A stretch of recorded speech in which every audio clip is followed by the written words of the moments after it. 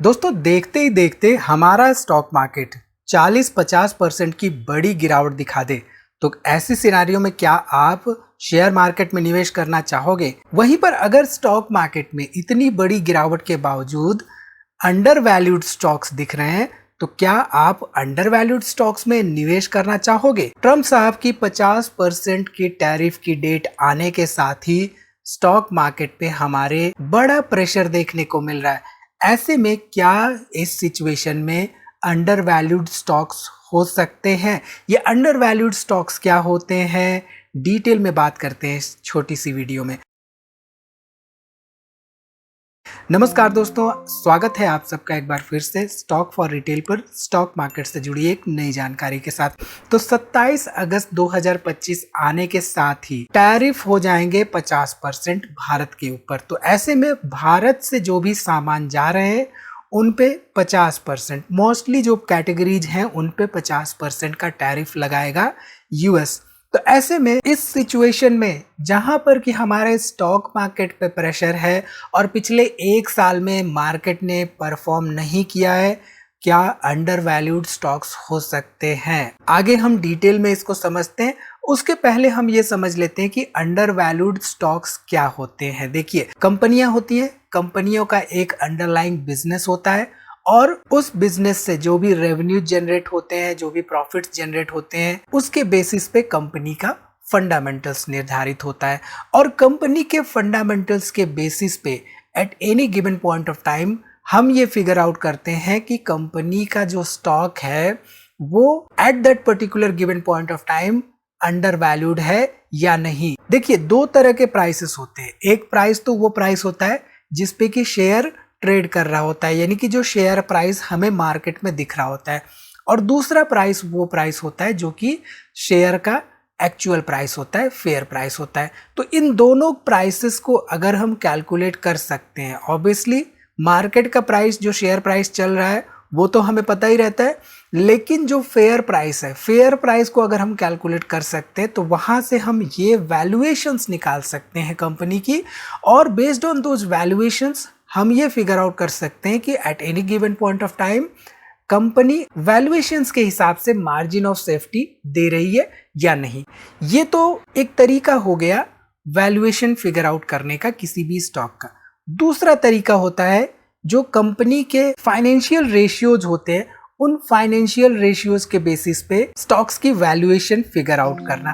तो यहां पर हम दूसरा तरीका अपनाएंगे। बेसिकली हम स्टॉक्स को, जो भी थाउजेंड्स ऑफ स्टॉक्स लिस्टेड हैं स्टॉक मार्केट में, उनमें से अंडर वैल्यूड स्टॉक्स कौन से हो सकते हैं वो फिगर आउट करने की कोशिश करेंगे थ्रू सर्टेन स्क्रीनर। तो यहाँ पर हम स्कैनएक्स, पिछले कुछ समय से मैं पर्सनली इसका इस्तेमाल कर रहा हूँ, तो यहाँ पे मैं स्कैनएक्स पे एक स्क्रीनर क्रिएट करूंगा और देखूंगा कि अंडर वैल्यूड स्टॉक्स कौन से हो सकते हैं करंट स्टॉक मार्केट सिनारियो में। तो जो बेसिकली ये स्क्रीनर है, यहाँ पे आप स्टॉक्स के फंडामेंटल्स भी देख सकते हैं, साथ ही साथ आपके पास कई सारे ऑप्शंस होते हैं। उन ऑप्शंस के बारे में हम आगे डिटेल में बात करेंगे।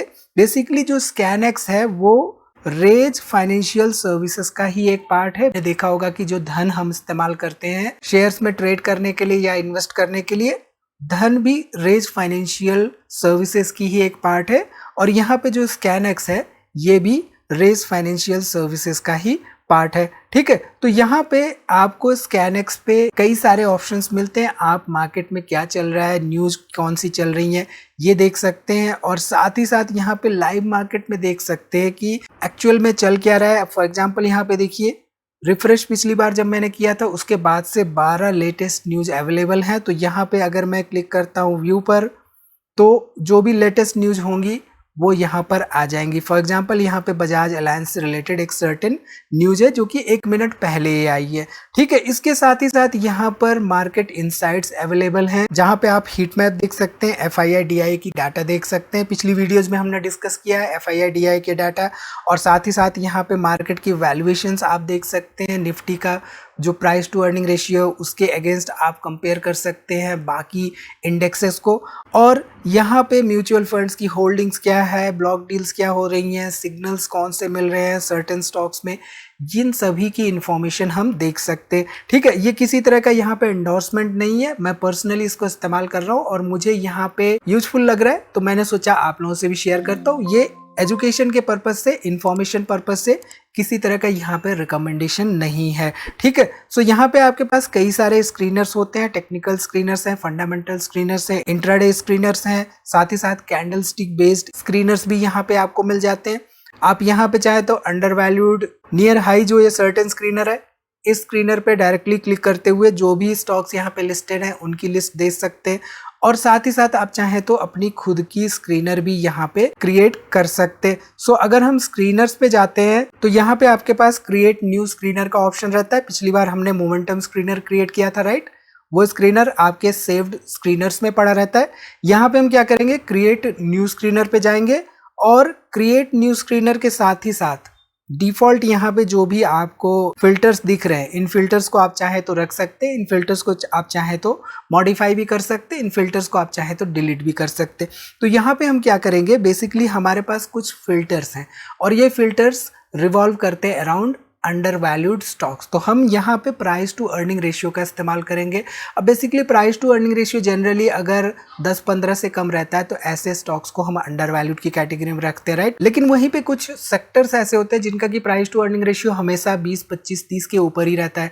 तो ऐसे में प्राइस टू अर्निंग रेशियो हम यहाँ पे फिल्टर तो इस्तेमाल करेंगे, प्राइस टू अर्निंग रेशियो, ये प्राइस टू अर्निंग रेशियो हम यहाँ पे रखेंगे और पी रेशियो को हम क्या करेंगे, मिनिमम यहाँ पे 1 से लेकर 15 तक रखेंगे। और इसके साथ ही साथ हम industry price to earning ratio के अगेंस्ट भी इसको फिल्टर आउट करेंगे। तो यहाँ पे हम क्या करेंगे, इसके लिए एडवांस पे जाएंगे और इसको करेंगे less than industry P ratio. So basically यहाँ पे हमें ऐसे स्टॉक्स चाहिए जिनका की प्राइस टू अर्निंग रेशियो 15 से कम हो, लेकिन 1 से भी कम ना हो, क्योंकि अर्निंग्स जनरली अगर नेगेटिव होती हैं तो 1 से कम प्राइस टू अर्निंग रेशियो हो जाता है। सो इसके लिए हमने किया प्राइस टू अर्निंग रेशियो 1 से 15 हो, साथ ही साथ कंपनी का प्राइस टू अर्निंग रेशियो अपने industry price to earning ratio से कम चल रहा हो। तो ऐसे में क्या होता है, मान लीजिए कोई सर्टेन इंडस्ट्री है जिसका कि प्राइस टू अर्निंग रेशियो 14 के आसपास है, लेकिन इंडस्ट्री का प्राइस टू अर्निंग रेशियो वहाँ पे 35 के आसपास चल रहा है। तो ऐसे में यहाँ पे ये जो पर्टिकुलर कंपनी है ये हमारे लिस्ट में आ जाएगी, क्योंकि इसका industry price to earning ratio से कम प्राइस टू अर्निंग रेशियो है। ठीक है, यहाँ पे प्राइस टू अर्निंग रेशियो हमने लगा लिया, राइट। अब हम क्या करेंगे, हम प्राइस टू बुक रेशियो भी यहाँ पे ले लेंगे। तो पीबी रेशियो यहाँ पे हम क्या करेंगे, पीबी रेशियो हमारा हो जाएगा 0 से 2 के बीच में। सो बेसिकली यहाँ पे हम चाहते हैं कि प्राइस टू बुक रेशियो ऐसी कंपनियां जो कि 2 से कम हो प्राइस टू बुक रेशियो पे, वो हमें मिल जाए। तो हमने इसके लिए यहाँ पे प्राइस टू बुक रेशियो ले लिया, राइट। अब हम यहाँ पे ईवी टू ईविटा रेशियो लेंगे। अब यहाँ पे क्या होगा, ईवी टू ईविटा रेशियो।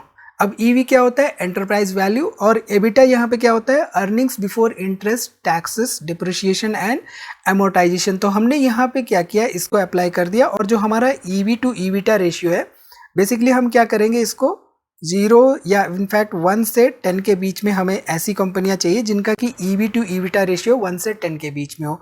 ठीक, ईवी टू ईविटा रेशियो हमने यहाँ पे ले लिया।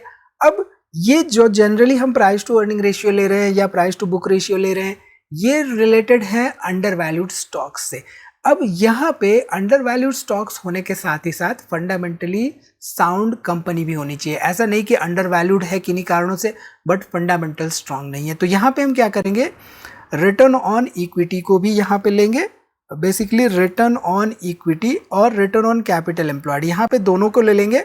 और दोनों में यहाँ पे हम क्या करेंगे कि मिनिमम 15% रिटर्न ऑन इक्विटी हो और 15% यहाँ पे रिटर्न ऑन कैपिटल एम्प्लॉयड हो। 15% या उससे ज़्यादा का return on equity and return on capital employed. ठीक है, 15% हमने ले लिया return on equity, return on capital employed. अब हम यहाँ पे डेट को भी कंसीडर करेंगे। So basically debt to equity जो ये पर्टिकुलर फिल्टर है, इस फिल्टर में हम क्या करेंगे, जो हमारा डेट टू इक्विटी है ये 0 से 5 के बीच में हो। जनरली डेट टू इक्विटी 0 से 1 के बीच में भी ले सकते हैं, बट एग्रेसिवली अगर हम फिल्टर आउट करना चाहते हैं तो 0 से 0.5 डेट टू इक्विटी हम ले सकते हैं। ठीक है, इसके बाद हम कैश फ्लो को भी कंसीडर करेंगे। Cash flow, operating cash flow generally जो होता है उसको हम कंसीडर करेंगे। तो यहाँ पे हम ऑपरेटिंग कैश फ्लो लेंगे और ये operating cash flow generally positive होना चाहिए। अगर कह सकते हैं कि चलिए 1 से ज़्यादा भी है तो भी हम कंसीडर कर सकते हैं। यहाँ पे ऑपरेटिंग कैश फ्लो 1 से ज़्यादा होना चाहिए। ऑपरेटिंग कैश फ्लो के साथ ही साथ जो हमारा प्रॉफिट ग्रोथ होता है, year on year last quarterly profit growth, हम इसको क्या करेंगे, ये 10% या उससे ज़्यादा रहनी चाहिए। तो यहाँ पे प्रॉफिट ग्रोथ, प्रॉफिटेबिलिटी की भी हम यहाँ पे कंसीडरेशन कर रहे हैं और प्रॉफिट ग्रोथ यहाँ पे 10% या उससे ज़्यादा रहना चाहिए। इसके साथ ही साथ हमारा जो प्राइस है वो प्राइस हम चाहते हैं कि 200 डेज मूविंग एवरेज के ऊपर हो। तो यहाँ पे इस तरह के फिल्टर्स हम लगा सकते हैं। सो हम लेंगे प्राइस, ये प्राइस ऑलरेडी यहाँ पे है, एडवांस पे हम जाएंगे और it is greater than moving average. तो यहाँ पे सिंपल मूविंग एवरेज और 200 डेज, हम चाहें तो 100 डेज का भी यहाँ पे इस्तेमाल कर सकते हैं।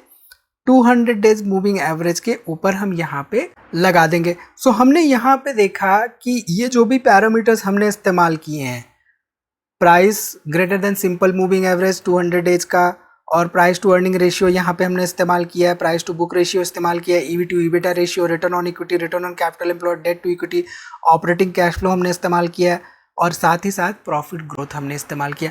तो ये सभी कहीं ना कहीं से रिवॉल्व कर रहे हैं अराउंड अंडर वैल्यूड कम फंडामेंटली साउंड कंपनीज। ठीक है, तो यहाँ पे इस स्क्रीनर को जैसे ही हम चेंजेस कर रहे होते हैं हमारे फिल्टर्स में, हमारे जो भी आउटकम होते हैं वो भी चेंज होते रहते हैं। तो यहाँ पे 3 कंपनियां निकल के आ रही हैं इस पर्टिकुलर स्क्रीनर के बाद। तो इन कंपनियों की हम फर्दर स्टडी कर सकते हैं, फंडामेंटल एनालिसिस कर सकते हैं, उसके बाद हम डिसाइड कर सकते हैं कि कंपनियों में हमें क्या करना चाहिए। ठीक है, सो फॉर एग्जांपल यहाँ पे ये पर्टिकुलर जो कंपनी है इसका फंडामेंटल्स हम स्कैनएक्स पर देख सकते हैं और साथ ही साथ पीयर कंपेरिजन हम कर सकते हैं।